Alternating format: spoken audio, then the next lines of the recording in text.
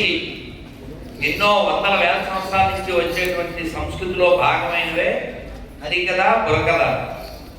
కానీ మనని వాటి దూరం చేయడానికి సినిమాల మాధ్యమంగా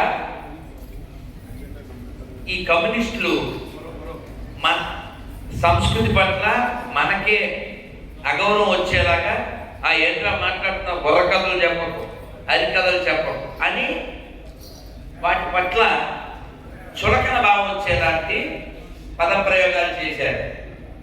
కాబట్టి మనం జాగరూకత కలిగి ఉండక దేశంలో సగం పైన కోల్పోయాం, మన సంస్కృతిని కూడా కోల్పోతే ఈ ముఖం కూడా కోల్పోతాం.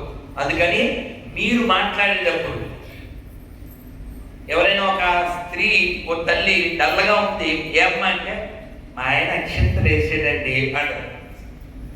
పదం వాడచ్చా? క్షతము కానివి అక్షతలు, వాటిని అలా వాడచ్చా?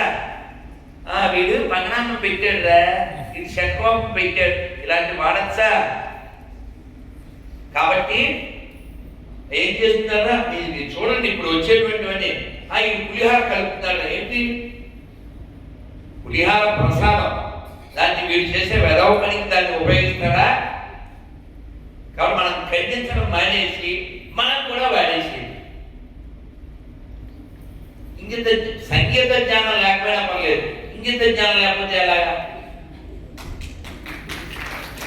అదవుతుందా?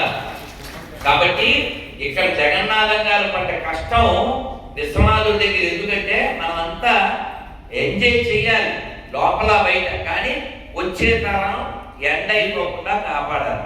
ఇది కూడా మీకు అర్థం చేసుకుంటారని వీళ్ళు చాలా చక్కగా పండించారు. రసవల మీద ఒక విజ్ఞప్తి ఏమిటంటే, వీళ్ళ నెంబర్ అడిగి తీసుకోండి, వీళ్ళ కార్ ఉంటే తీసుకోండి.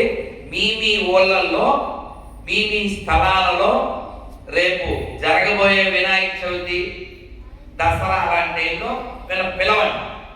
ఏదైనా బతకాలంటే మనం బతికిస్తే బతుకుతుంది, వదిలేస్తే కాలంలో కలిసిపోతుంది. అందుకని పిలవండి. నాకు తెలిసి వీళ్ళు లక్షలు కోట్లు వసూలు చేయరు. కాబట్టి ఏ దారి ఖర్చులో దానికి తక్కువ ఇచ్చి వాళ్ళని ఈ కళని బతికించే ప్రయత్నం చేయండి. వీరికి వేదిక మీద ఒక 5,000 నేను ఇస్తాను, మాటిస్తున్నాను. మీరు తర్వాత నాకు నెంబర్ ఇవ్వగలరు. నమ పార్వతీ పదయే